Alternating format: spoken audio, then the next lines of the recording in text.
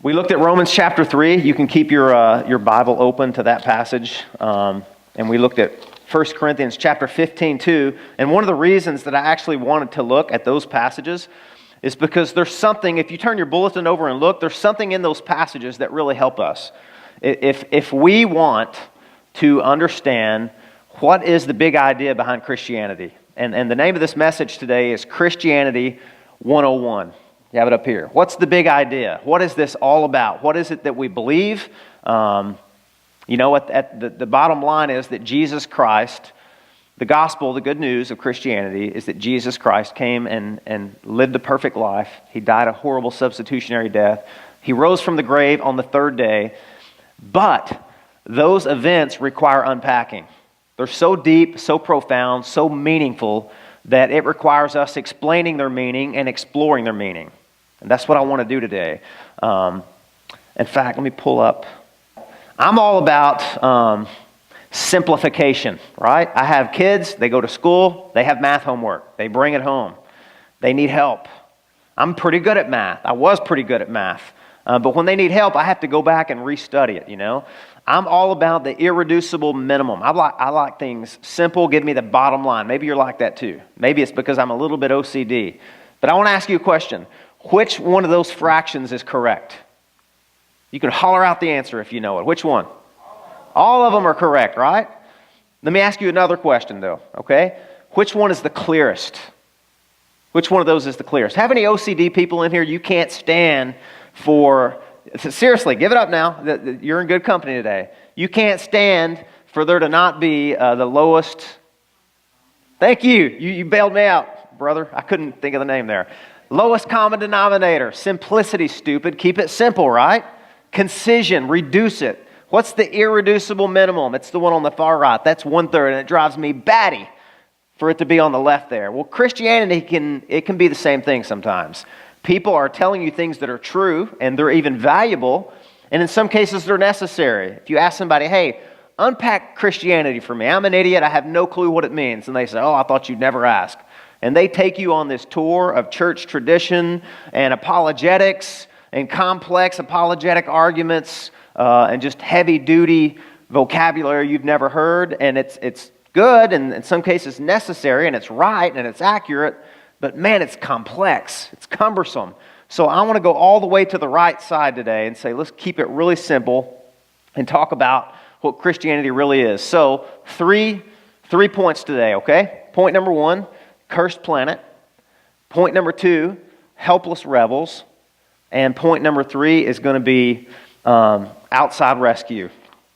So the passage that that Melissa read from Romans chapter 3, one of the reasons that I wanted to use that one, if you look on your bulletin, is because it says something that's really interesting.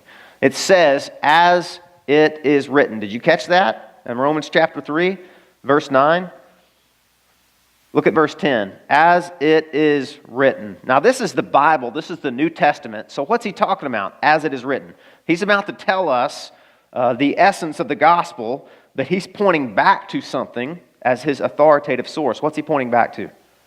The Old Testament. This is the Apostle Paul. He wrote this. He was an apostle saved by Jesus. And he's saying, look, I'm about to tell you something very important, but just so you know, I'm not pulling this out of my hat or out of my back pocket.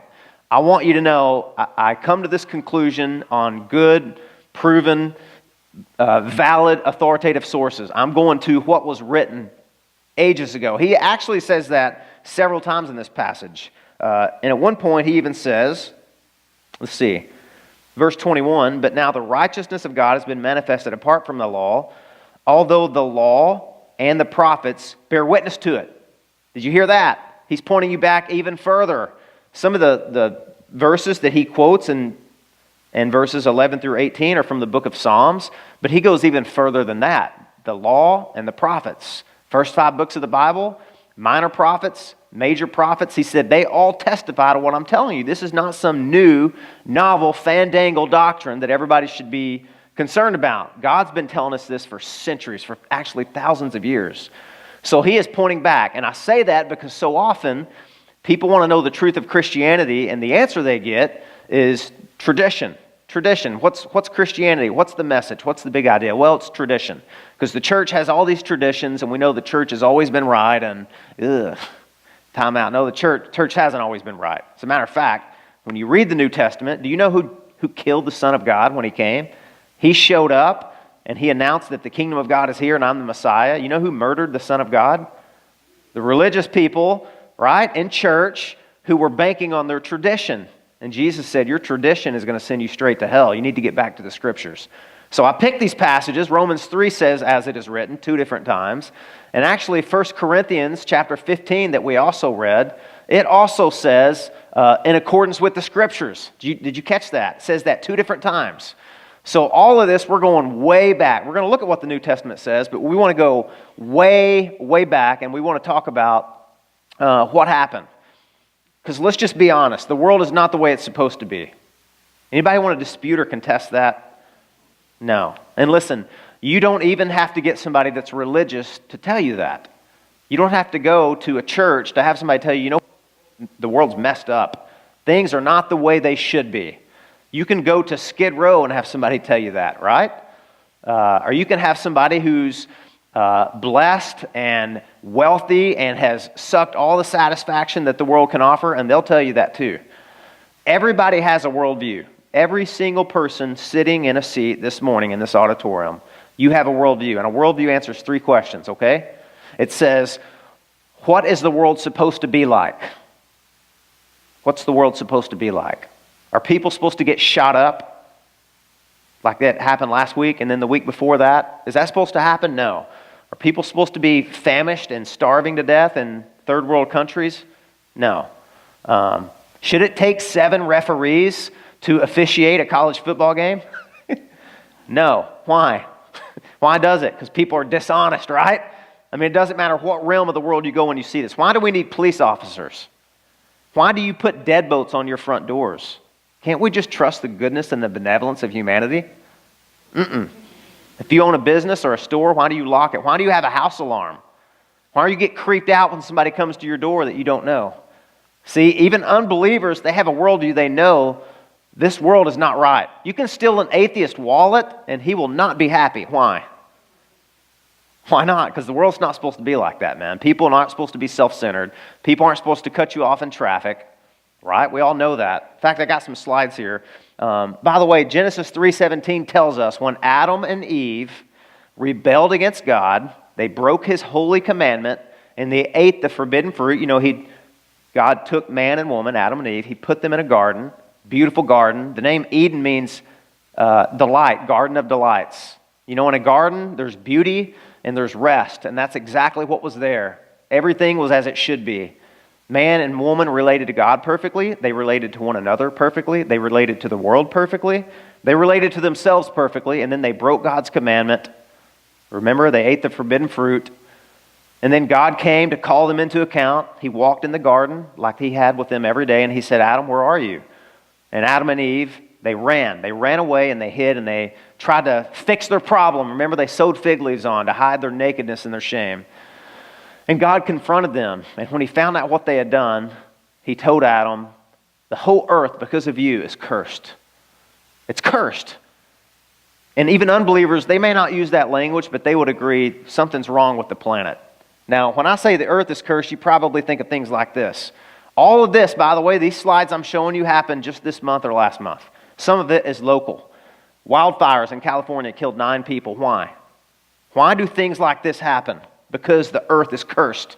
Because man brought a curse on the earth. We sinned. And, you know, when God was at the center, all of life flourished. There was harmony. There was peace. There was no conflict. There was no rebellion. But man sinned, and with that brought death, and with that brought chaos. So we got wildfires. You know what that is? Lava from a volcano in Hawaii, right? Earlier this year, I think that happened. Romans chapter 8 says the whole earth groans, like there's this tremendous pressure. It's groaning. Animals are attacking each other. They're attacking humans. Tsunamis, earthquakes, tornadoes. Those things didn't happen before Adam and Eve sinned. Hurricane Florence did that, and then Hurricane Michael wreaked havoc. We just had a team that came back from Albany, Georgia, engaging in disaster relief. Why are all these things happening? Because the planet is cursed, right? The planet is groaning. But I don't want you to just think about that. I want you to go deeper than that. Deeper than that. Because this curse is not just about nature and animals and weather. It goes much deeper than that. This curse affects us. It's on the inside of us. This happened, I think I may have mentioned it in a sermon recently. This happened just in DeBerry. This young man strangled his mother over an argument they had over a grade that he got in school. I won't go into all the details. It's pretty disturbing what he did. Why? Now, you can ask an unbeliever, is that the way life's supposed to work? Are young men supposed to treat their mothers like that? I don't care if they're a Christian or if they're not religious. What are they going to say? No. Children should respect their parents and obey them and honor them. This happened last week, right? Thousand Oaks, bar attack, 12th mass shooting since Pittsburgh. Why do some people feel the need to take their anger and their rage and maybe their mental instability and go public and get violent with it? Why do they have to get a gun and start killing people? Why does that happen? Because the curse has trickled down and is affecting all of us, right? Even the vote count. I mean, check, if you really want to know close up and personal, we live in a democracy, right? We can't even have an election. We can't even have an election and trust everybody to be honest on either side of the aisle, right? And count all the votes and get it done civilly. It can't happen. Why? Why can't that happen? You got to ask yourself that question, because this planet is cursed. And humanity has rebelled against God. And that affects all of us. We see what Spurgeon called the slime of Adam's rebellion covers the whole earth. All of us, if we're honest, we know that. Even unbelievers will tell you, what's the world supposed to be like? Not this. It's not supposed to be like this. So the question you have to ask yourself is, well, how did it get this way? What happened? In the Bible, as it is written, in accordance with the Scriptures, the law and the prophets bearing testimony, what happened is, God was on his throne, and he was at the center, and all of life flourished. But when Adam and Eve rebelled, they dethroned God. They put themselves on the throne, and ever since then, chaos has ensued, right? That's what happened. Romans chapter 3 is really interesting. That list he gives, did you read that? Nobody is righteous, no, not one. No one understands. No one seeks for God. All have turned aside. Together they have become worthless. No one does good, not even one. Their throat is an open grave.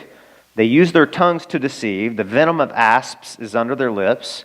Their mouth is full of curses and bitterness. Their feet are swift to shed blood. In their path are ruin and misery, and the way of peace they have not known. There is no fear of God before their eyes. Eugene Peterson wrote the Message version of the Bible. That was his translation. And he summed up that, he just went to be with the Lord, by the way, a couple of weeks ago. He summed up that passage by saying this: there's nobody living right, not even one. They never even give God the time of day. Don't you love the way he puts it in street leather for us and street clothes? Nobody on this planet is living right. Nobody. Nobody, the Bible says. That's offensive to hear that, but Christianity acknowledges that and recognizes that. Not only from experience we see outside of us and around us and among us, but inside of us, right? Nobody's living right. We're not even living right. I was telling somebody the other day, Francis Schaeffer, the great Christian apologist, he said, if people were to stand before God on the judgment day, and the standard by which they'll be judged will be God's law, if you just even take God's law, God forbid, I speak as a man, and lay it aside for a minute, and God's going to say, I tell you what, I'm going to judge you, but I'm going to judge you based on your own standards. He says, every time you've ever said the word should, must, or ought, I had this built-in secret recorder that kicked on, right? And I'm going to judge you based on your own standards. Anytime somebody made you angry and you said, people shouldn't do that. Somebody cut you off in traffic, idiot, he shouldn't have done that. Or your child disobeyed you and annoyed you, and kids shouldn't do that. He's going to play the tape. And you know what? You couldn't even pass your own standards, let alone God's standards. And he was right. He was right. We all know that the whole world, Romans chapter 3 says, the whole world stands guilty before God. The Bible says that the law of God stops our mouths because everyone wants to protest their own goodness. I know it says everybody's unrighteous, but I'm a pretty good person, right? You know, I love my neighbor, and goodness, man, I go to soup kitchen, I volunteer, and I bring food. But the law is about our relationship with God, not just about other people. And the Bible says there's nobody righteous. Nobody has loved God with all of their heart, mind, soul, and strength. And listen, beyond that, if you look around, you see just this restlessness, right? Isaiah chapter 57, verse 20 is one of my favorite verses because it so succinctly describes the people in the world today that you see. And it says this, unbelievers, or it says the wicked are like the sea when it's troubled, and it cannot rest, and its waves go back and forth and cast up mire and dirt. There's this restlessness that you see, right? Even the people that are supposed to be the happiest, sometimes they're the most miserable. King Solomon in the Old Testament wrote the book of Ecclesiastes. He had everything. He had gold, he had wine, he had wealth, he had women. He had 700 concubines and 300 wives. I mean, it was like jackpot for him, right? In every way possible for an unbeliever to think. And he wrote a book and he said, this is all vanity. All this it leaves me empty and meaningless and sad and dejected. I mean, for the people that are chasing the gold at the end of the rainbow, go talk to Solomon. He's been there and there's no gold there. I watched a documentary the other day on Netflix. I grew up, in the 90s, and that was when the MTV was taking off, and there's this really, really probably rotten band. I hope you never listened to them, but I did back in the day before I was a Christian, called 9 Inch Nails. And their lead singer was, his name was Trent Reznor. And they did an interview with him in the early 90s when he struck it big, man. I mean, their band just hit it big. Everybody was listening to them. Their videos were on. He was the lead singer, and it was in the early 90s, and this is what he said. He was being totally honest with the interviewer. He said, since I've got everything I've wanted, now I can put a zero after the number of record sales I've had, or I can play at a 200,000 seat hall instead of a 2,000 seat hall, and I can be on MTV 1,000 times a week rather than once a month. And I thought that maybe when I reached all these goals, I'd find some sort of peace, but I didn't. It's like I'm more miserable now than I ever was. He was in his 20s when he said that. Don't you love it when somebody's just brutally honest like that? He was in his 20s when he said that. He said this recently. We're just animals, left to our own devices. Left to our own devices, we'll kill each other. We're only out for ourselves anyway. This illusion that we're more than that is nothing but that, an illusion. So as a 20-year-old, he was honest. And as a 50-something-year-old, he was still honest. What's he saying? We're all living for ourselves. It's just what Romans 3 says. All we have gone astray. That's what, maybe the verse that a lot of people have memorized, Romans 3:23, it says this. It says, for all have what? Sinned. And then it goes beyond that and says what? And fallen short of the glory of God. You ever thought what that verse means? The word for sin in the New Testament is hamartia. And you know what it means? It means to miss a mark. It's an archery term, actually. And it means to miss the mark. The mark for our existence is the glory of God. Everyone should be living for God's glory. That's why He created us. And Paul in Romans chapter 3 is saying we've all fallen short of that. What's that mean? Well, we're still shooting arrows. We're still living, and we still have a purpose, and we still have a desire. But it's God's glory should be the target, and we're not even aiming at it. We're aiming for, wealth, or for prestige, fame, notoriety, power, authority, recognition, attention. We're shooting everywhere but at God's glory. We've missed the mark. We've missed the mark for which we were created, and because we've missed the mark, all of life is crumbling and falling apart. All of it is. That's what the Bible teaches. So, everyone's worldview, they answer it in different ways, but Christianity has the most honest, actually, and compelling answer. Why is the world this way? Was it supposed to be like this? No. What happened? Sin. Man and woman rebelled against God, and all of life is falling apart. God says this is how life works best. When I'm on my throne and I'm in the center of your life, the center holds. But when you dethrone me and you substitute yourself for my kingdom, you put yourself on the throne, all of life crumbles and misery ensues and heartache. And he was right. So that's the first point, is a cursed planet. You see death everywhere, but you also see sin, selfishness, shooting, killing, looting, all of that. And all of that is because of what Jesus said in Mark chapter 7. He said, out of the heart proceed sinful thoughts, murder, adultery, covetousness, envy, All those things come from our heart. So point number 2 is this: helpless rebels. Helpless rebels. So the planet is cursed, and we're part of that curse. We're sinners. We've rebelled against God. And here's the second thing: we're helpless. There is nothing we can do about it, but we try, right? We all have our own salvation project. We try to rescue ourselves. We try to swim upstream.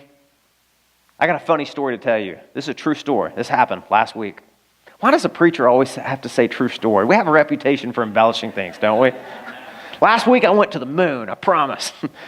Now check this out. So my good friend Jeff Eckert, maybe you know him, he calls me up and he says, hey man, there's a couple I've been talking to. I did their wedding.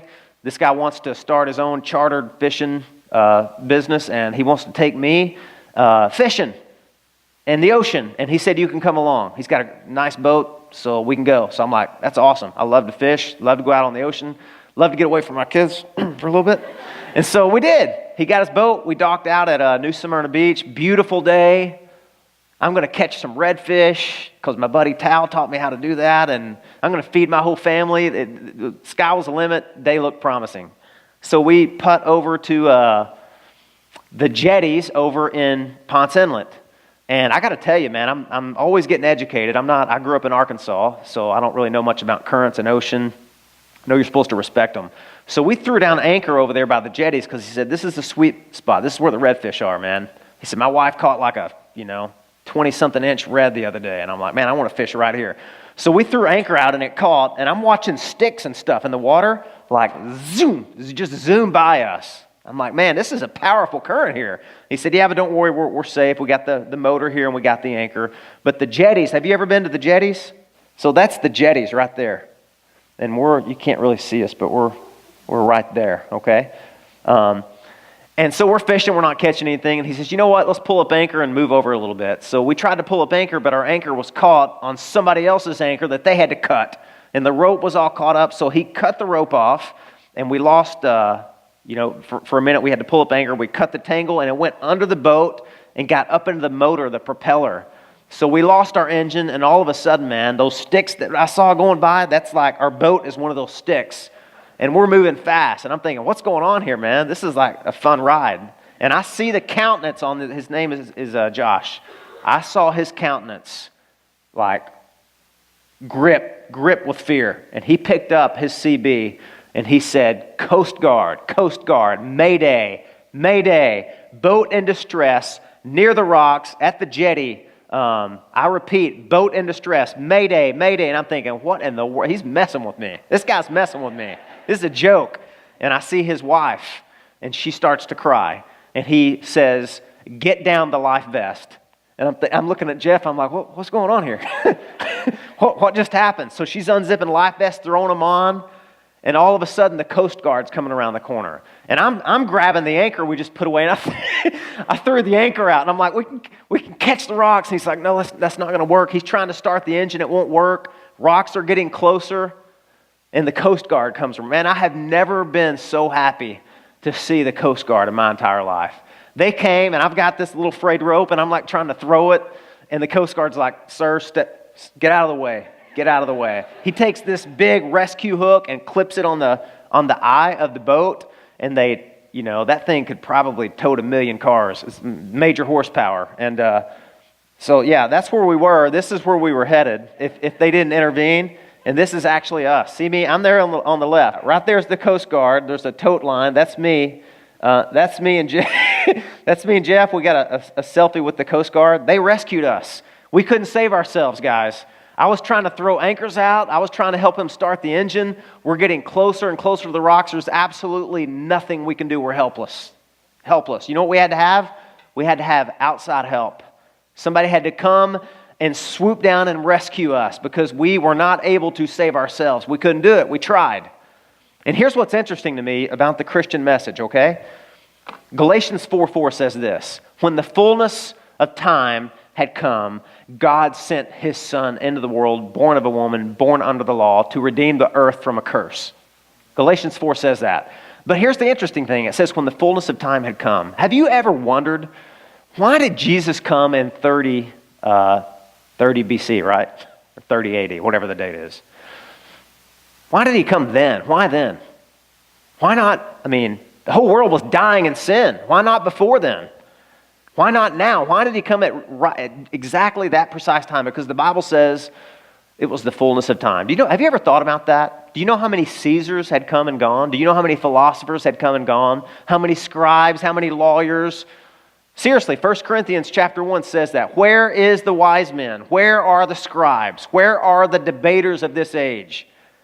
And the Apostle Paul is almost taunting all the false philosophies and false religions. He's like, all you people who had all the answers, you were going to fix everything. The politicians, all the ideologies, they've come and they've gone, and the world is it better? Is it a better place? Or is it worse?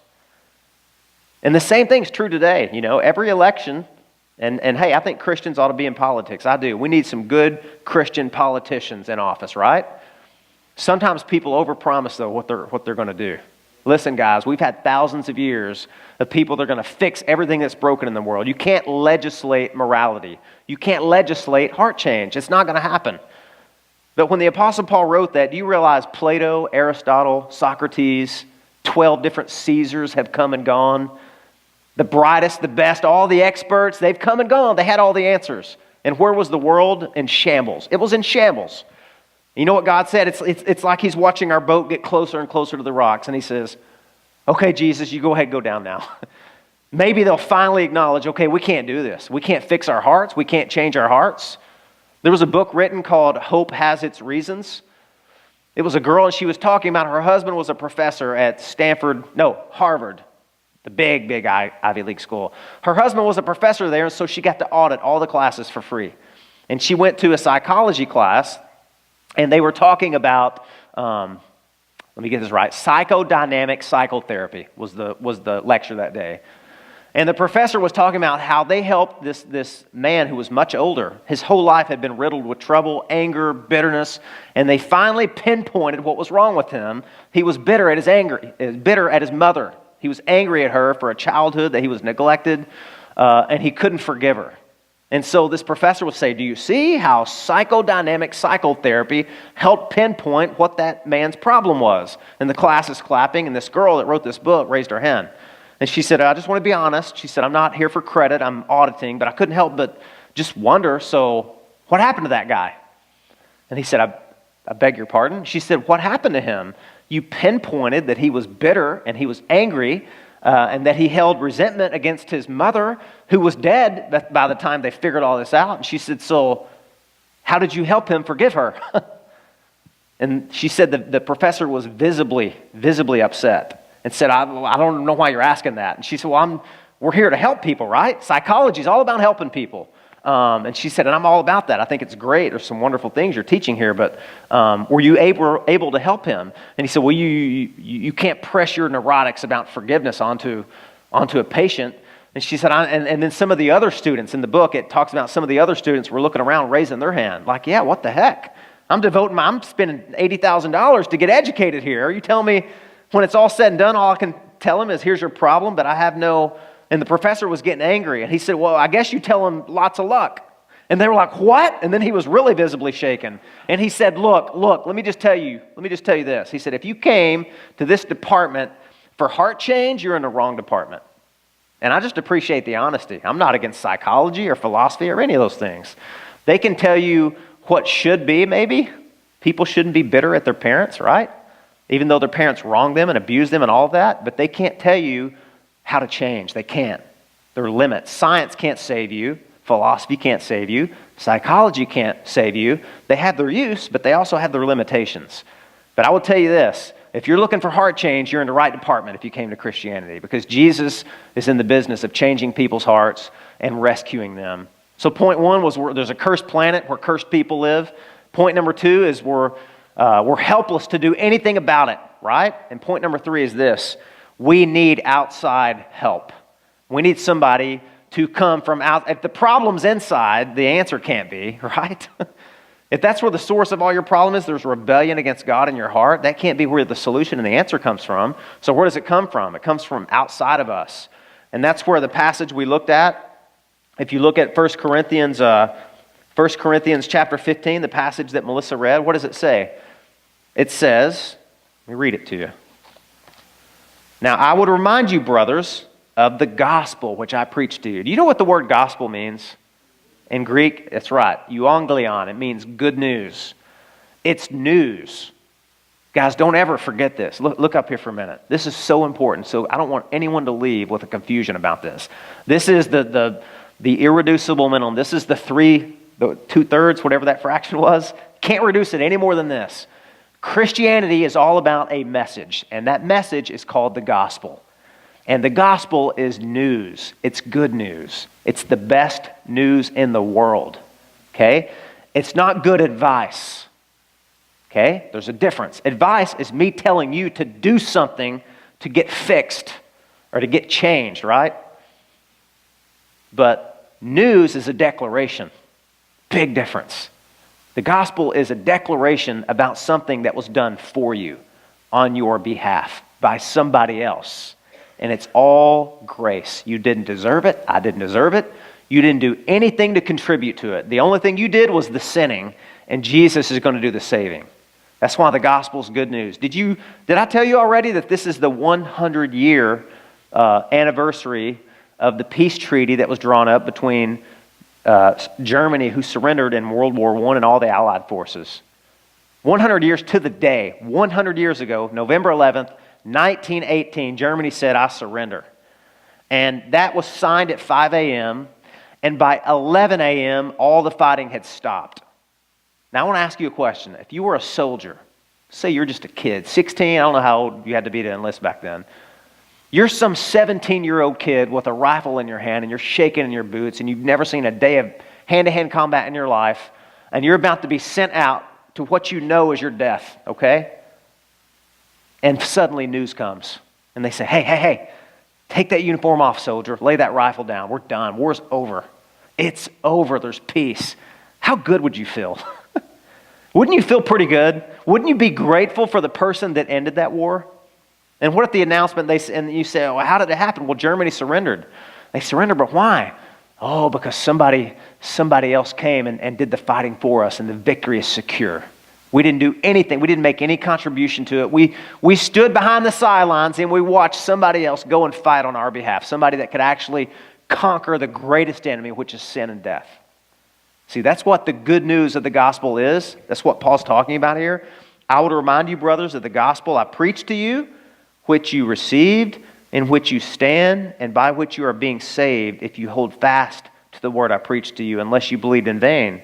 For I delivered to you as of first importance what I also received. And here it is, that Christ died for our sins in accordance with the Scriptures, that he was buried, that he was raised on the third day in accordance with the Scriptures, and that he appeared to Peter, then to the 12, then he appeared to over 500 brothers at one time, most of whom are still alive, though some have fallen asleep. You see what Paul's saying? Saying, our rescue depended on a person, not an idea, not a religion, not a philosophy.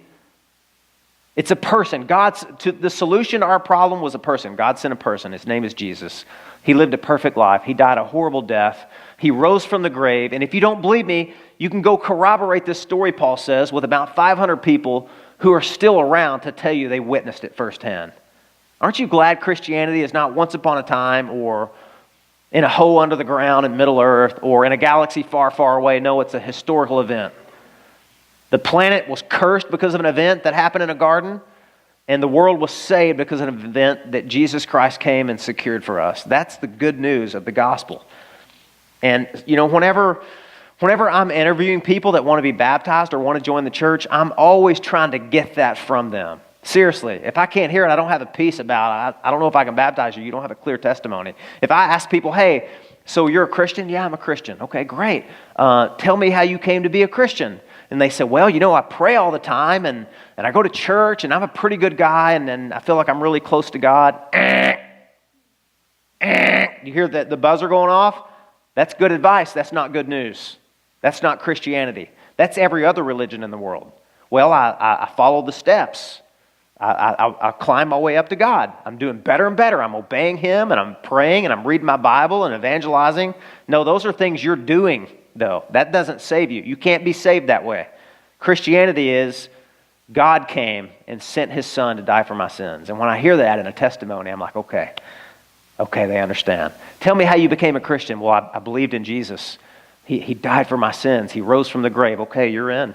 It's really simple, actually. It's not a litmus test. You don't have to have fancy, esoteric, academic arguments.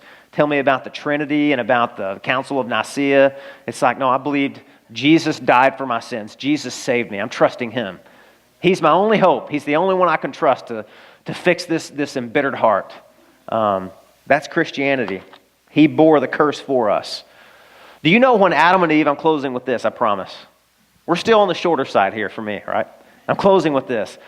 When Adam and Eve disobeyed God and the whole earth was plunged into rebellion and sin, and God came, you know what he did? He cursed the earth because of the man, and then he banished them. He exiled them. He sent them out. This makes me want to cry talking about it. He sent them out of the garden. And you know what he did? He stationed at the entrance to the garden. This is pretty cool, actually. An angel, and in Hebrew it says a cherub with flaming swords. Swords is plural. A cherub with flaming swords. You imagine that? Like one of those lightsabers, but angelic. Now, why do you think God had to do that? He had to station a guard at the entrance to the garden. Why? That's right. Don't you think people would have wanted to go back in there, especially when Adam and Eve told them, hey, there's this killer garden over here. Literally, dude, it's killer. Just try to get in and you'll see it. No, but the garden represented the presence of God. And what sin did is it cast us out of his presence. We were banished. We were exiled. So how do we get back into the presence of God? How? Somebody had to come and bridge the gap between a holy and a just God and alienated sinners who had strayed far from him, right? Jesus came and he did that. But you know what it cost him? See, everyone wants to talk about the love of God and the good news and lovey-dovey sentimental stuff, but they don't want to talk about God's wrath. And listen, friends, God's love is not cheap. If you don't talk about the wrath and the judgment of God, you gut the good news. You gut the best part of the gospel, because in order for us to get back in God's presence, somebody had to go through those flaming swords, metaphorically, okay? Somebody had to get slaughtered because sin demands death as punishment. It demands it. God's just. He can't just forget sin. He's got to forgive it. That means somebody has to face the penalty. So Jesus on the cross, do you realize he was banished from God's presence? He was slaughtered for us. That's what every single sinner who's ever lived deserves, is to be banished forever in hell from God's presence and to be slain. But Jesus said, I'll take the punishment you deserve. I'll enter God's presence, and it's going to mean that I'm going to get destroyed. I'm going to get slaughtered. He was slaughtered, the Bible says. He was crushed for our iniquities. He bore the wrath of God on our behalf. The Father crushed him, Isaiah 53 says. But he rose from the grave victoriously to prove to us that Jesus, his sacrifice was accepted by the Father. And that's why the gospel is good news. We can be back in God's presence now if you trust him. And the final verse that I have for you, you say, well, what do? I believe all of that. That's the best news in the world. But what do? Very simple. You know what Paul said later in Romans? He said, what does it say? The Old Testament, again, pointing back to the source. The word is near you, in your mouth and in your heart. What word, Paul? That is the word of faith that we proclaim. He's talking about the gospel. Because if you confess with your mouth that Jesus is Lord and you believe in your heart that God raised him from the dead, you will be saved. And then verse 13 says, for whoever calls upon the name of the Lord shall be saved. I want to ask you just very seriously this morning. The news hopefully has been very clear to you. We're all under a curse. We've all broken God's law. None of us have aimed at God's glory. We've aimed at our own desires. We've strayed far from him. We deserve his wrath. Second point is we're helpless. There's nothing we can do to get back in God's presence. Nothing we can do to rescue ourselves. It's going to require outside help. Okay? Mayday, mayday. I can't get that out of my mind. And the look on his face. This is serious. We need outside help. Have you ever called? I don't mean to be cheesy here, but have you ever called a mayday on God? God, I need you. You gotta save me. Jesus, please forgive me of my sins. I want to trust you, not in myself. Have you ever done that? Have you ever done what Paul said to do here? It's so simple. The good news is just so unbelievable that most people don't believe it. And they say, no, surely there's got to be more to this. There's something I've got to do. No. Jesus paid it all. All to him I owe. Sin had left a crimson stain, and he washed it white as snow. Have you ever called on the name of the Lord and said, Jesus, please forgive me of my sins? If you haven't, you don't have to walk down an aisle. You don't have to understand complex arguments. All you have to do is with sincerity, call out to God, even from where you're sitting right now.